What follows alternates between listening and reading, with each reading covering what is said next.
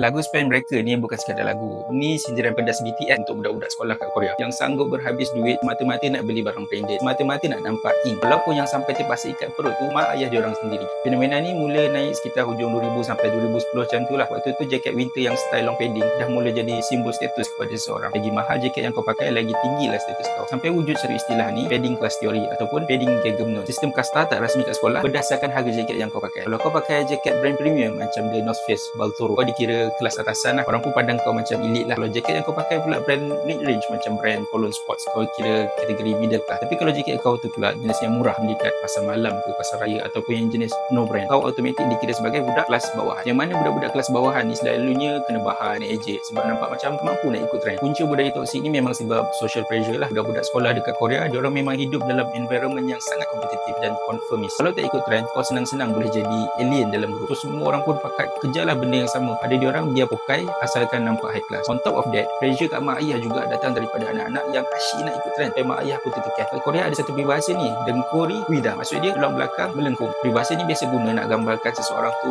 betapa dia penat, betapa dia kerja keras sampai tulang dia bengkok. Lagu Spellbreaker ni ambil konsep tu tapi lagi ekstrim sampai patah tulang belakang. Maksudnya mak ayah sanggup kerja overtime ataupun buat part time lain lepas habis kerja 9 to 5. Semuanya semata-mata nak penuhi permintaan anak yang nak barang branded supaya tak jadi bahan ejek kat sekolah nanti. So itulah realiti yang BTS kritik dalam lagu Spellbreaker ni. Lagu ni bukan sekadar muzik tapi suara yang nak buka mata kita. Budaya nak tunjuk kaya tu ada harga yang mahal, ada beban dia, dan beban tu ditanggung oleh mak ayah yang terpaksa kerja keras sampai nak patah tulang.